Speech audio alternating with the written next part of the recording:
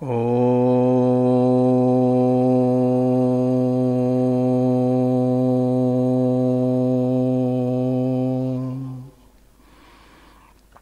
आप्यायन्तु ममाङ्गानि वाक्प्राणश्चक्षुः श्रोत्रमथो बलमिन्द्रियाणि च सर्वाणि सर्वं ब्रह्मोपनिषदम् अहं ब्रह्म निराकुर्याम् मा ब्रह्म निराकरोद निराकरणमस्तु अनिराकरणं मे अस्तु। मनिनिरते य उपनिषत्सु धर्मा ते मयि सन्तु ओम शांति शांति शांति।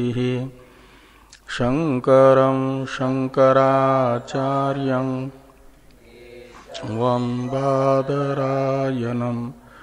सूत्रभाष्यकृतौ वंदे भगवन्तौ पुनः पुनः। ईश्वरो गुरुरात्मेति मूर्तिभेद विभागिने ओमवद्व्यात्तदेहाय दक्षिणामूर्तये नमः। ओम शांति शांति शांति। सामवेदीय तलवकार शाखा की केनोपनिषद का विचार आज प्रारंभ होना है। इस शाखा का शांति पाठ जो अभी हम लोगों ने किया वो है और कैलाश आश्रम से प्रकाशित केनोपनिषद में सहनाववतु सहनो भुनक्तु यह मंत्र भी साथ में पढ़ा हुआ है। तो पहले इन दोनों का मंत्रार्थ अनुसंधान हम लोग करेंगे, फिर इस केनोपनिषद के संबंध भाष्य की चर्चा होगी। तो पहला जो मंत्र है ओम सहना ववतु सहनो भुनक्तु सह वीर्यं करवा वही तेजस्विनावधीतमस्तु मां विद्विषा वही। ओम शांति शांति शांति। इसका अर्थ इस प्रकार है।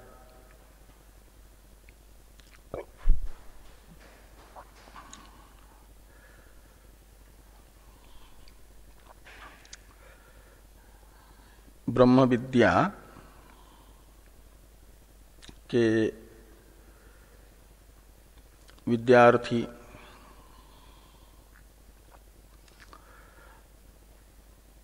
सर्वसमर्थ परमेश्वर से प्रार्थना कर रहे हैं। शांति मंत्र जितने भी हैं उन सब में ब्रह्म विद्या के साधन के रूप में प्रार्थना रूप साधन बताया गया है।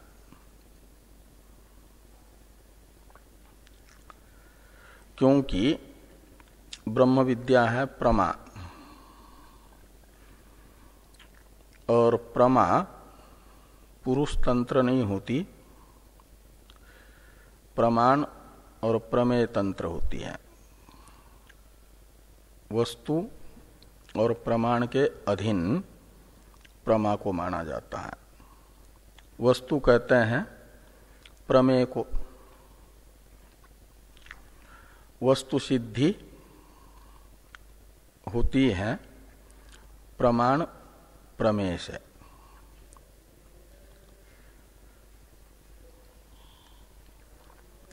तो इसलिए प्रमेय है उपनिषदों का ब्रह्म, और जब तक अविद्या है तो अविद्यावस्था में द्वैत प्रतीत हो रहा है, तब तक तत्पदार्थ और त्वम पदार्थ में औपाधिक भेद है।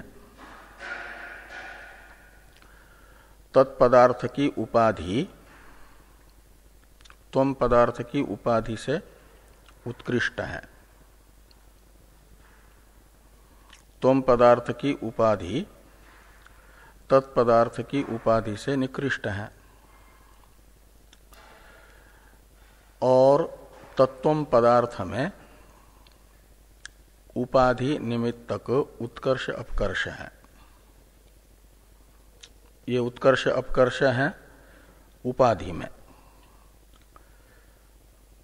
उस उपाधि से युक्त जो है उसमें भासता है, और उपाधि से विविक्त जो उपहित स्वरूप है उसमें कोई अंतर नहीं है, वह तो एक है।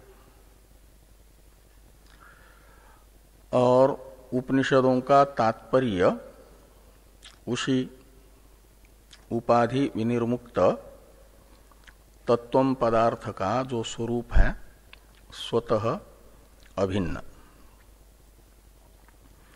उसे बताने में है। वो है प्रतिपाद्य, और उसकी अनुभूति के लिए आवश्यक है सोपाधिक तत्पदार्थ का भी अनुग्रह। अनुग्राह्य अनुग्राहक भाव औपाधिक तत्वम पदार्थ में है।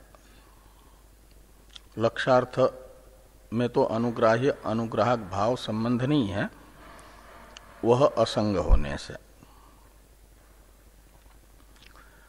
और ईशानुग्रहाद एव पुंसाम अद्वैत वासना,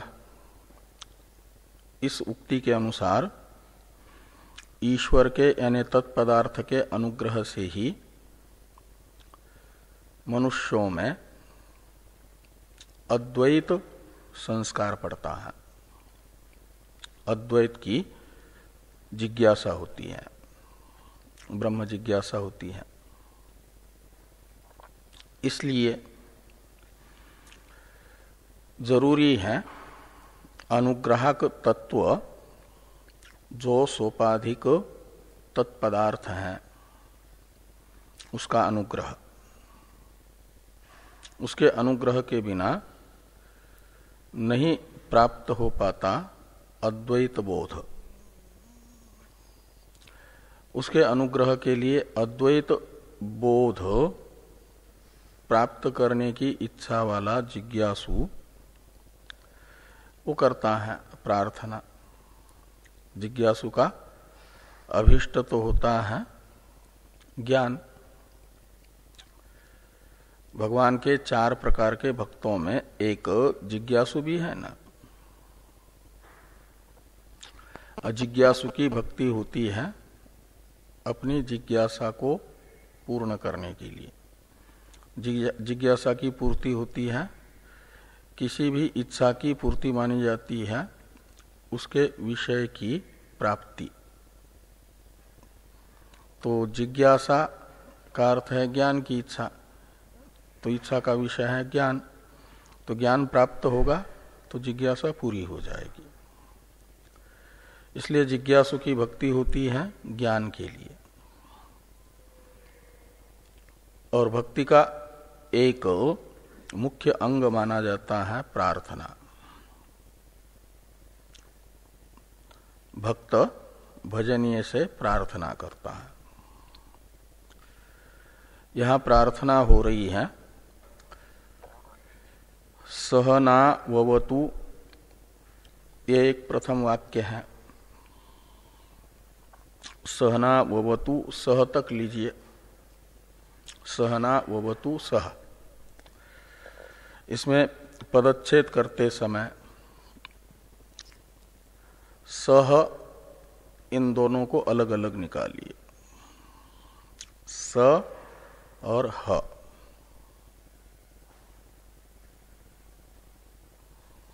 ऐसा। और नौ और अवतु, सह, द्वितीय सह में सह ही निकाल लीजिए। सह एक निपात है और पहले में सह जो है उसमें दो पद हुए, स और ह। स ये प्रथमा का एक वचन है और ह ये निपात है। नौ द्वितीया द्विवचन है।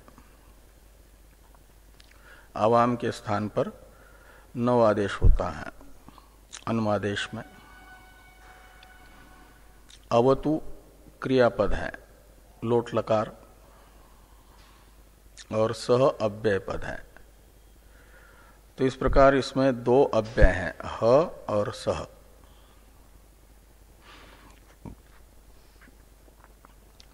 तो ह इस अव्यय का अर्थ है प्रसिद्ध, और स का अर्थ है तत्पदार्थ परमेश्वर।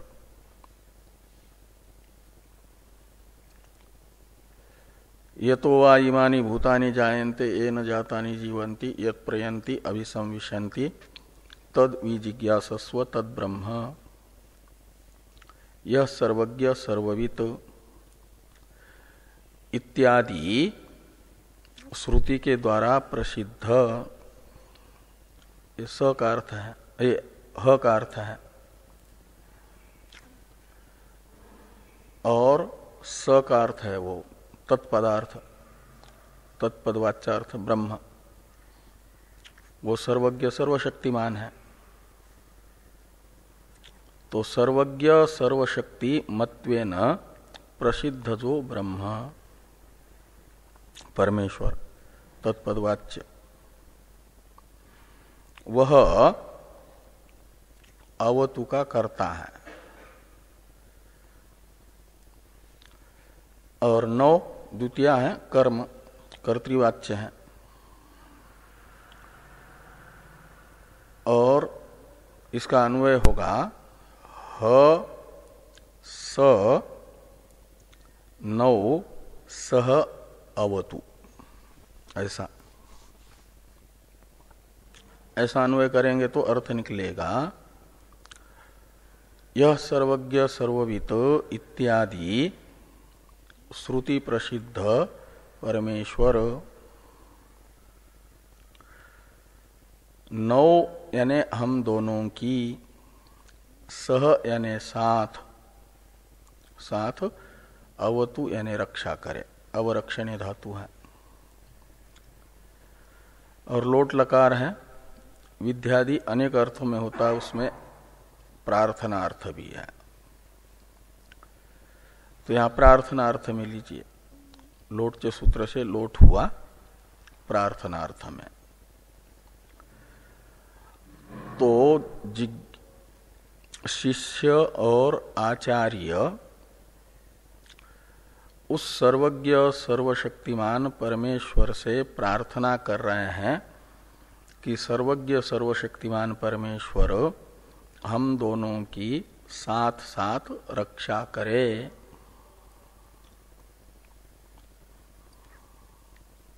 ह स नौ सह भुनक्तु अवतु, इस वाक्य का अर्थ हुआ हम दोनों की साथ साथ रक्षा करें, पालन करें। शिष्य और आचार्य, तो शिष्याचार्य की साथ साथ रक्षा करें का मतलब शिष्य की रक्षा करें आचार्य के अभिप्राय को समझने की योग्यता प्रदान करके, और आचार्य की रक्षा करें कि शिष्य दुर्विज्ञ ब्रह्म जिन शब्द प्रयोगों से समझ सकता है ऐसा शब्द प्रयोग करने की शक्ति दे करके आचार्य को, तो ये साथ साथ रक्षा हो जाएगी।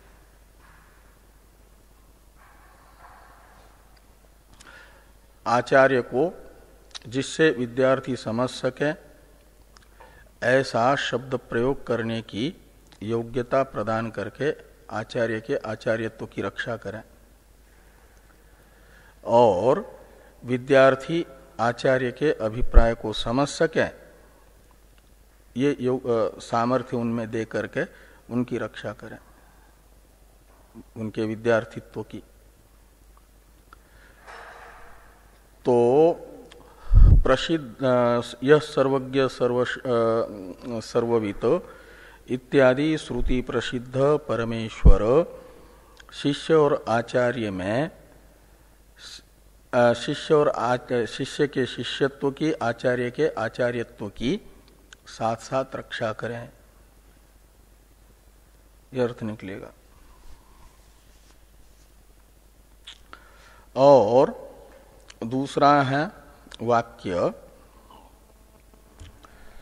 स ह, ये तो सभी वाक्यों में क्रिया के कर्ता के रूप में अन्वित होगा।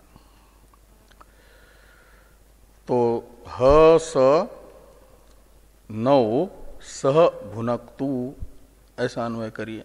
पहले वाला स को तो प्रत्येक के साथ और द्वितीय जो स है उसको भी इस वाक्य में ले आइए।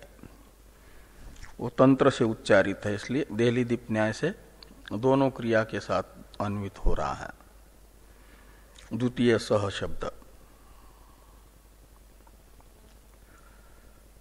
तो जैसे सह अवतु के साथ अन्वित हुआ, ऐसे सह भुनक्तु के साथ भी अन्वित होगा। तो ह स नौ सह भुनक्तु, ये दूसरा वाक्य होगा। बाकी सब वही है, क्रियापद मात्र बदल गया, बाकी तो वही है ना। ह स नौ सह भुनक्तु, अवतु के स्थान पर भुनक्तु आ गया।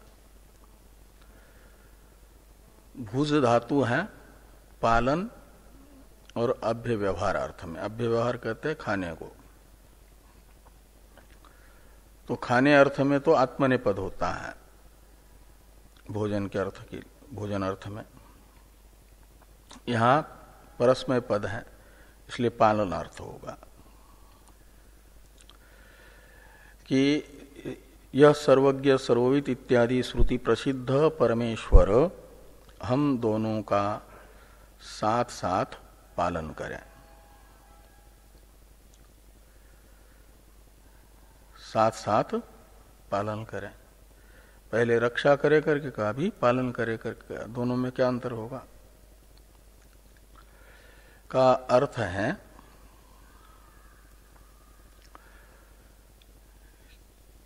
जो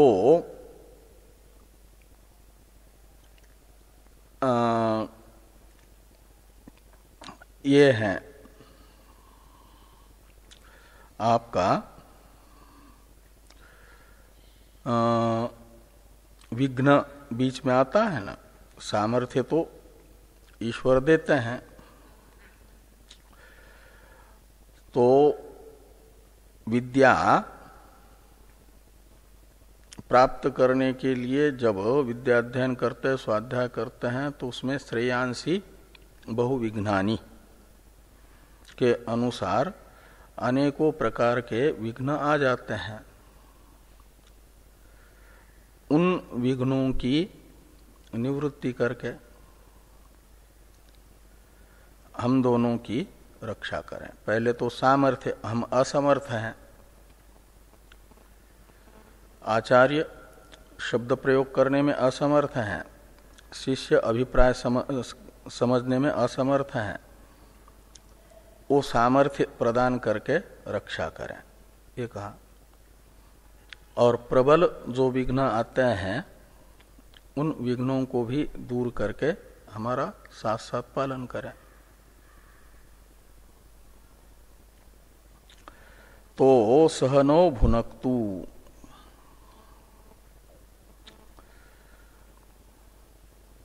तो विद्या की प्राप्ति में आने वाले विघ्नों को भी दूर कर दिया परमेश्वर ने, और सामर्थ्य भी दोनों को दे दिया। तो कहते हैं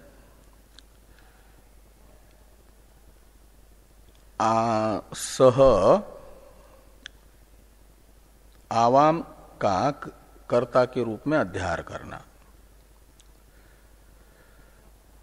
करवा वही उत्तम पुरुष है ना, द्विवचन है, इसलिए यहां पर अस्मत् शब्दार्थ कर्ता हो जाएगा। अस्मदि उत्तम, इस सूत्र के अनुसार अस्मत् शब्द का प्रयोग हो या न हो तो धातु से परे लकार के स्थान पर उत्तम पुरुष होता है। और उत्तम पुरुष क्रियापद में जहां पर होगा कर्तृवाच्य में, तो वहां अस्मत् शब्द का प्रयोग न होने पर भी उसी को कर्ता माना जाता, उसका अध्यार किया जाता।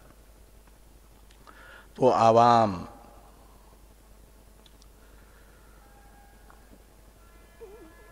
सह वीर्यम करवावहई, तो आपके अनुग्रह से, कृपा से, दया से जो हमें सामर्थ्य प्राप्त हुआ है और वो प्राप्त हुआ है, वो तो विद्या प्राप्ति का सामर्थ्य ये किया था कि अभिप्राय हम समझ सके आचार्य का, आचार्य वैसा शब्द प्रयोग कर सके और बीच में आने वाला विघ्न आप दूर करें। ये रक्षा अवन और पालन था। अब आपने ये कर लिया हमारी प्रार्थना को सुन करके, और मान लो कि ज्ञान हो गया,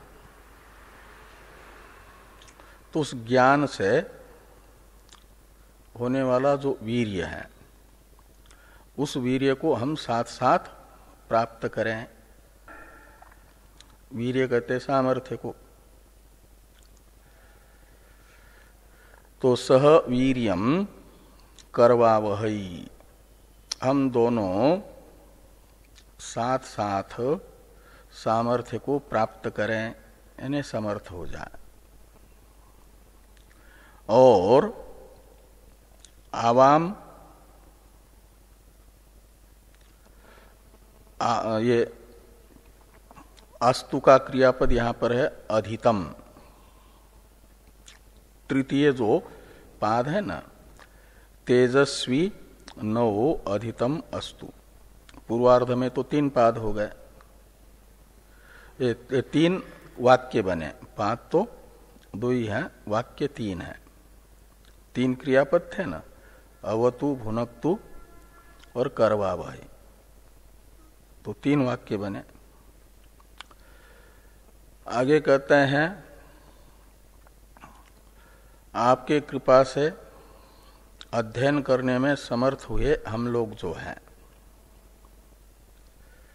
आचार्य अध्ययन कराने में और हम विद्यार्थी अध्ययन करने में समर्थ हो गए, तो समर्थ होकर के किया हुआ जो हमारे द्वारा अध्ययन है,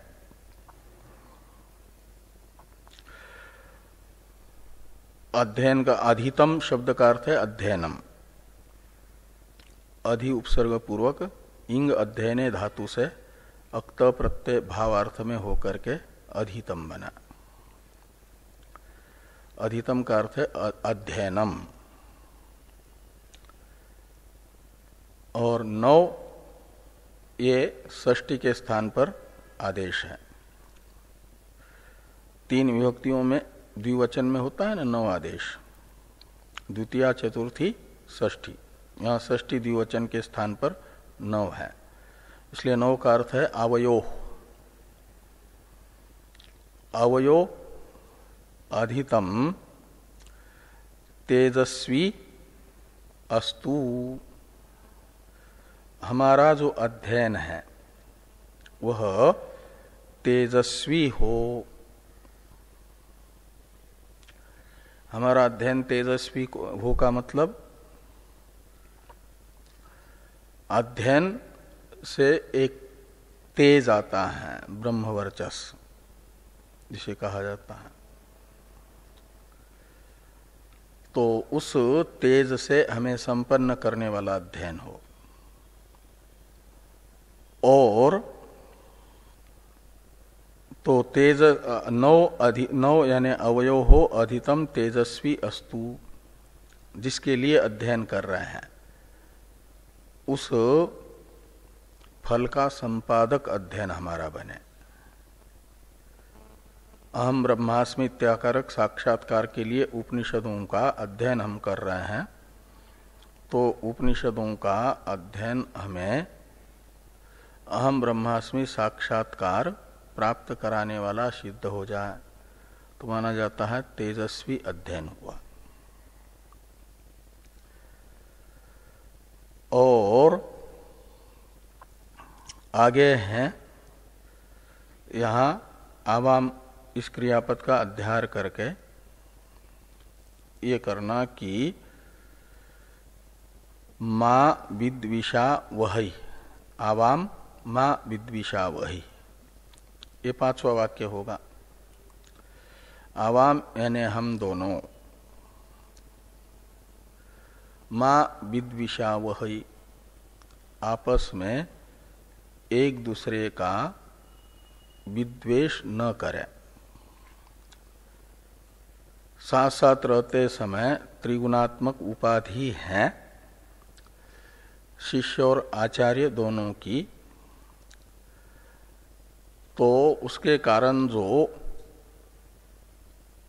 रजोगुण तमोगुण कभी किसी का प्रभावित उद्भूत होता है तो अपना प्रभाव दिखाता है, और उस प्रभाव के कारण प्रतिकूल आचरण एक दूसरे के प्रति हो जाए शिष्य आचार्य का, तो भी वह प्रतिकूल आचरण चित्त में द्वेष उत्पन्न करने वाला न बने।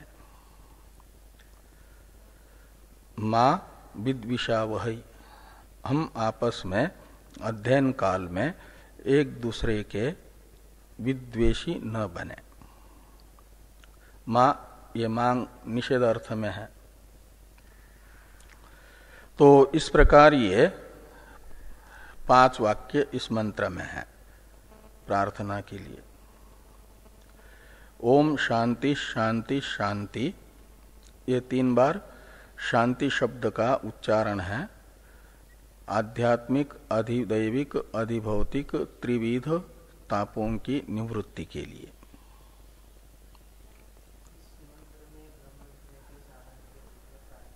हाँ, पूर्णमदः पूर्णमिदम्, इसमें वो भी है एक प्रकार से फलानुभूति बताने वाला मंत्र, फल की अनुभूति। वो तत्वमसि वाक्यार्थ बताया है उसमें, अध्ययन का जो फल है उस फल को बताने वाला है, पूर्णता को बताने वाला है।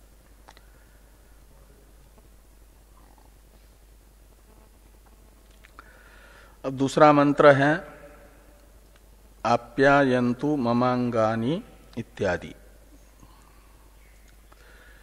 इसमें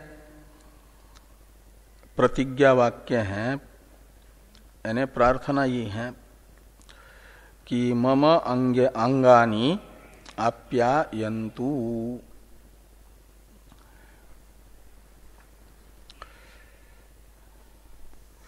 तो प्यायी वृद्धो धातु है और आंग उपसर्ग है, लोट लकार प्रार्थनार्थ में ही है। आप्यायन्तु यानी आसमन्तात प्यायन्तु, प्यायन्तु का अर्थ है वृद्धिं गता भवन्तु।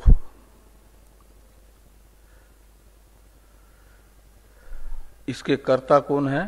तो अंगानी, अंगानी आप्यायन्तु, ऐसा। तो किसके अंग? तो मम यानी मेरे। तो मम अंगानी आप्यायन्तु, ये सर्वज्ञ सर्वशक्तिमान परमेश्वर से जिज्ञासु प्रार्थना कर रहा है कि मेरे अंग यानी अवयव साधन पुष्ट हो जाए, वृद्धि को प्राप्त करें। वृद्धि को प्राप्त करे का अर्थ बहुत मोटे हो जाए, शरीर वजन बढ़े, ये सब नहीं। का अर्थ है ब्रह्म विद्या के लिए समर्थ बने। मैं ब्रह्म जिज्ञासु हूं, तो जिससे मेरी ब्रह्म जिज्ञासा शांत हो सके, मुझे ब्रह्म ज्ञान हो सके, ब्रह्म ज्ञान की साधना में सरलता से कर सकूं, ऐसे मेरे अंग बने।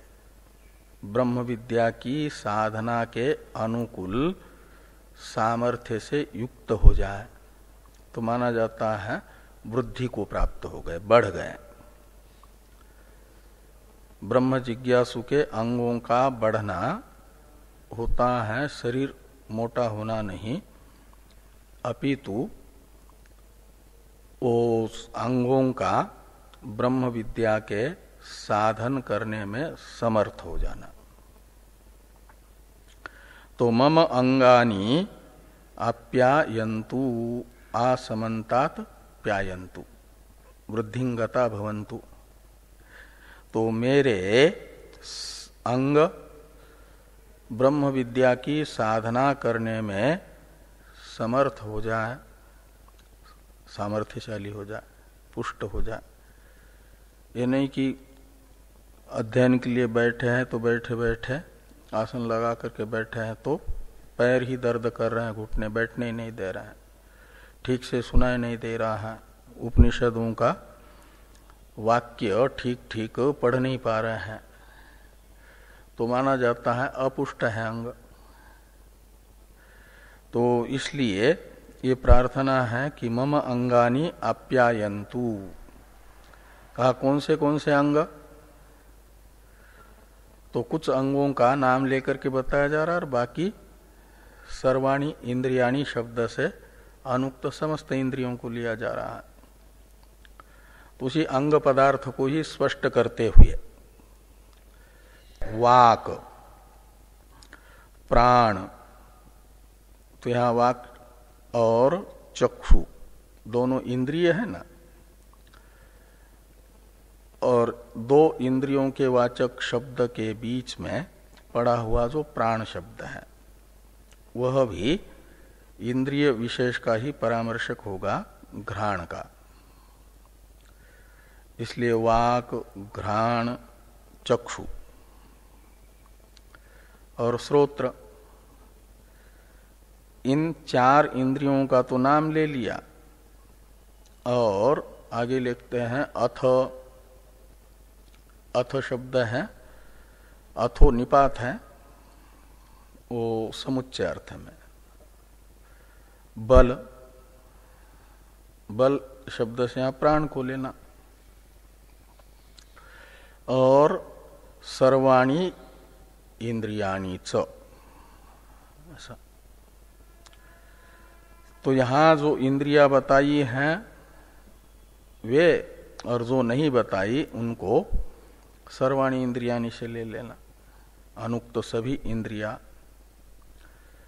ये मेरे अंग हैं ब्रह्म विद्या उपयोगी, वे सब आप्यायन्तु ने सब ओर से ब्रह्म विद्या की साधना के लिए परिपुष्ट हो जाए।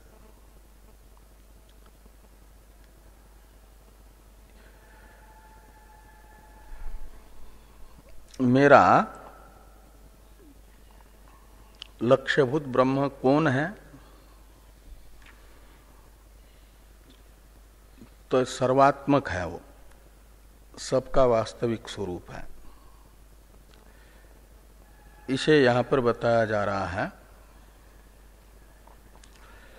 कि सर्वम औपनिषदम ब्रह्म, ब्रह्म का विशेषण है औपनिषदम।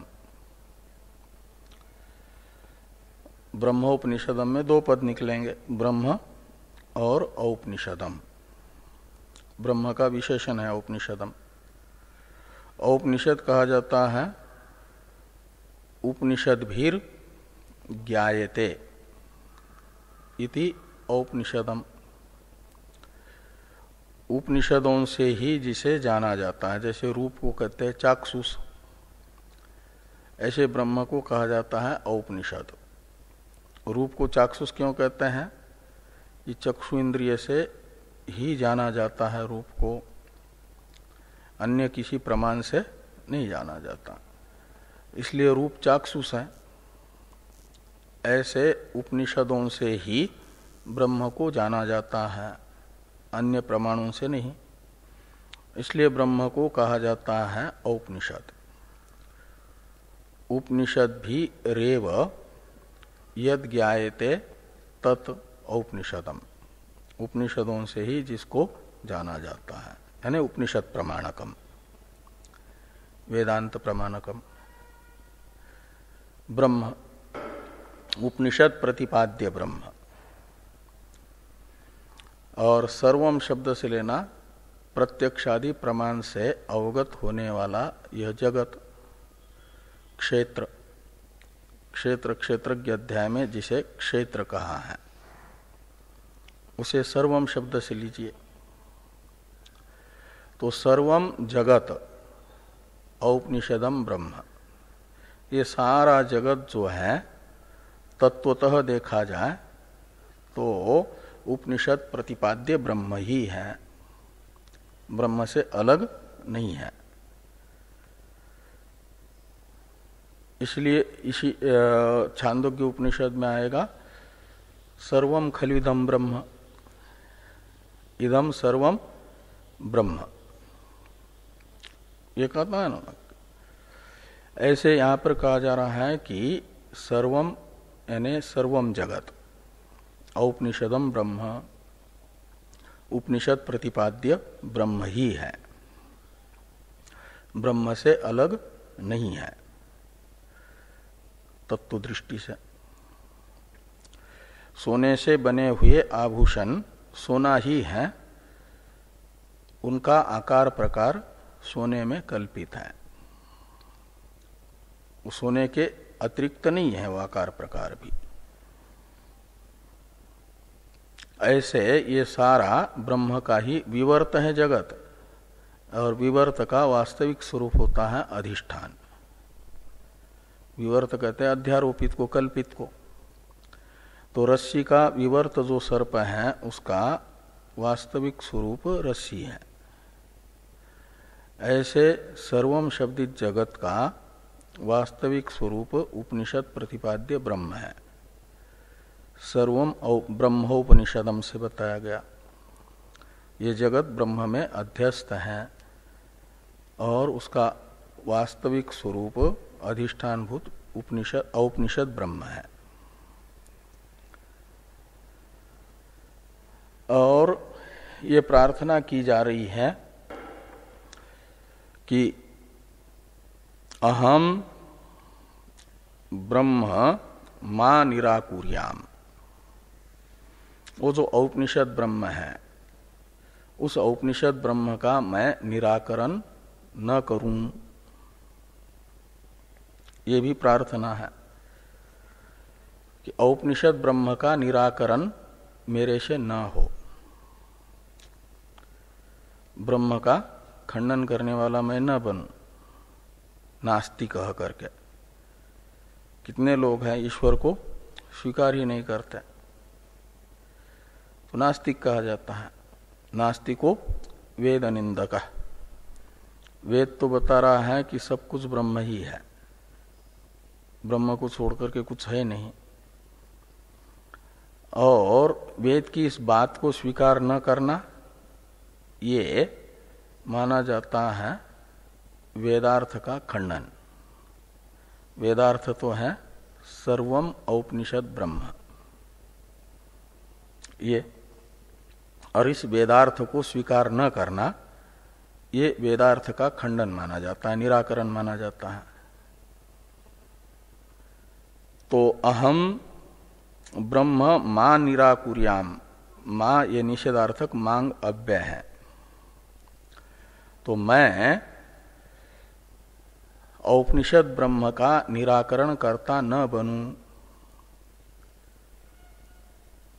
ब्रह्म का निराकरण मेरे से न हो, का मतलब मेरी ऐसी बुद्धि न हो जो वेदांत सिद्धांत के प्रतिकूल है। वेदांत का सिद्धांत तो है अद्वैत, और द्वैत को ही सत्य मानने लगूं, परमार्थ मानने लगूं, तो माना जाता है अद्वैत ब्रह्म का खंडन हुआ। द्वैत को सत्य मानेंगे तो द्वैतवादी ब्रह्म अद्वैत का निराकरण करने वाले होते हैं। तो मेरे अंदर द्वैत की वासना सुदृढ़ न हो, ऐसी सुदृढ़ होकर के द्वैत को ही परमार्थ के रूप में निश्चित न करे मेरा मन। इसलिए ये प्रार्थना है कि अहम ब्रह्म यानी औपनिषदम ब्रह्म मां निराकुर्याम। औपनिषद ब्रह्म है अद्वैत ब्रह्म, और उस निश्चय के अनुकूल चिंतन तो माना जाता है अद्वैत निश्चय अनुकूल चिंतन को, अद्वैत अनुकूल ब्रह्म को स्वीकार करने वाला चिंतन। और द्वैत का चिंतन ये हो जाएगा अद्वैत का निराकरण करने वाला, अद्वैत के प्रतिकूल चिंतन। वैसा मैं न करूं।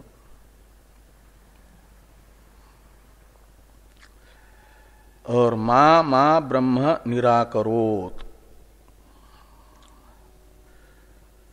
तो ये मां जो है इसमें एक मां है, द्वितीय के एक वचन में जो अनुवादेश में मां आदेश होता है माम के स्थान पर, इसका माम अर्थ निकलेगा एक का। और एक मां है मांग, निषेधार्थक अव्यय, और निराकरोत का करता है ब्रह्म। तो ब्रह्म मां यानी माम मां निराकरोत, ब्रह्म माम मां निराकरोत का अर्थ निकलेगा ब्रह्म मेरा निराकरण न करें, मैं ब्रह्म का निराकरण न करूं और ब्रह्म भी मेरा निराकरण न करें। तो ब्रह्म के द्वारा निराकरण होगा, वो यहां पर बताया जाएगा कि मनसो मनोयत, वो मन को मनन का सामर्थ्य जिससे प्राप्त होता है। यन मनसा न मनुते येन आहुर मनोमतम तदेव ब्रह्म त्वम इत्यादि मंत्र बताएंगे कि मन को मनन करने का सामर्थ्य जिससे मिलता है वो ब्रह्म है, और वह ब्रह्म मन को अद्वैत चिंतन अनुकूल ही सामर्थ्य दे, अद्वैत चिंतन में ही प्रेरित करें। तो माना जाता है कि ब्रह्म जिसके मन को अद्वैत अनुकूल चिंतन में प्रेरित कर रहा है उस पर अनुग्रह कर रहा है, उसका निराकरण नहीं कर रहा है। और जिसका मन अद्वैत चिंतन न करके द्वैत के चिंतन में लग जाता है तो मन तो प्रेर्य है, और उसका प्रेरक है, मन का ईशिता है परमेश्वर। और वह प्रेरणा यदि द्वैत चिंतन की कर रहा है तो माना जाता है ब्रह्म निराकरण कर रहा है उस व्यक्ति का, वह मन द्वैत चिंतन करने वाला मन उपाधि है जिसकी, उसका। तो मेरे मन को अद्वैत चिंतन का ही प्रवर्तक बन करके, मेरे मन का अद्वैत चिंतन में ही प्रेरक बन करके मेरा निराकरण करने वाला न बने परमेश्वर, वो तब निराकरण करने वाला नहीं है, ये कहा जाएगा जब अद्वैत में ही प्रेरित करेगा।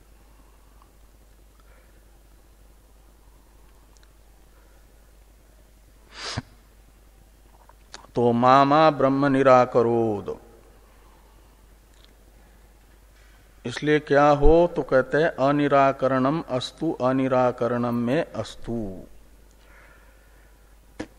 हम दोनों का परस्पर अनिराकरण हो। मैं ब्रह्म का निराकरण न करूं, यानी ब्रह्म अद्वैत चिंतन में मन को प्रेरित कर रहा है तो मैं भी अद्वैत चिंतन में प्रयत्न से लगूं, तो ब्रह्म की आज्ञा का पालन कर रहा हूं, तो ब्रह्म का निराकरण करने वाला नहीं हुआ। और ब्रह्म मुझे ज्ञानानुकूल चिंतन की ही प्रेरणा करता रहे तो ब्रह्म मेरा निराकरण नहीं कर रहा है, दोनों एक दूसरे का अनिराकरण कर रहे हैं। दोनों इसमें स्वयं की ही प्रार्थना, ब्रह्म तो कृतार्थ है, उसे तो कोई ये नहीं करना है।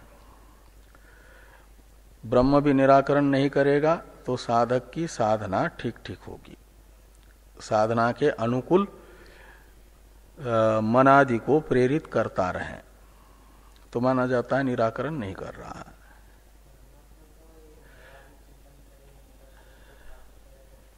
कहते ही हैं, करते ही हैं, लेकिन ये जो मन में संस्कार है ना, भगवान कहते हैं ना कि मत्तः स्मृतिर ज्ञानम अपोहनंच, मेरे से ही स्मृति होती है तो द्वैत की स्मृति न करा दें, द्वैत के ज्ञान का अपोहन कर लें और अद्वैत ज्ञान, अद्वैत की स्मृति को बढ़ाते रहें। यह है ना,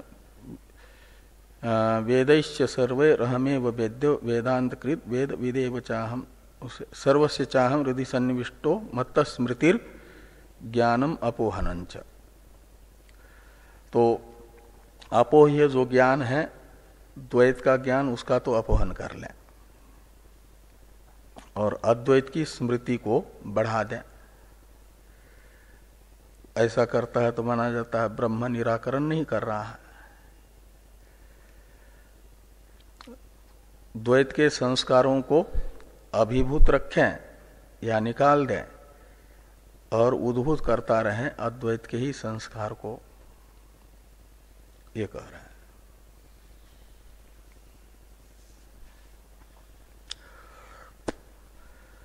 तो अनिराकरणम में अस्तु ये हुआ। तदात्मनि निरते, ये उपनिषद सुधर्मा ते मयि संतु, यहां तक एक वाक्य है। मयि का विशेषण है तदात्मनि निरते मयि, ऐसा। और ये उपनिषद सुधर्मा ते तदात्मनि निरते मयि संतु, ऐसा अन्वय करिए वाक्य का कि ये उपनिषत्सु धर्मा ते तदात्मनि निरते मयि संतु। इसका अर्थ निकलेगा उपनिषदों में बताए गए जो धर्म हैं ज्ञानाधिकारी के, शांतो दांत उपरत स्थितिक्षु श्रद्धा वित्तो भूत्वा आत्मन्येव आत्मानं पश्येत इत्यादि श्रुति के द्वारा बताए गए जो शम दमादि धर्म है ज्ञान के अधिकारी के,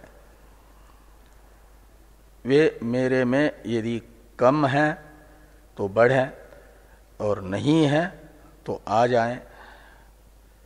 ते मयि संतु। क्यों? तो कहते तदात्मनि निरते, मैं उस उपनिषद आत्मा में निरत हूं, निरंतर रत हूं, लगा हुआ हूं उपनिषद आत्मा का अनुभव करने के लिए। लेकिन मेरी इस अनुभव की इच्छा औपनिषद आत्मस्वरूप की अनुभूति की इच्छा की पूर्ति तब होगी जब अनुभूति के योग्य मैं बनूंगा।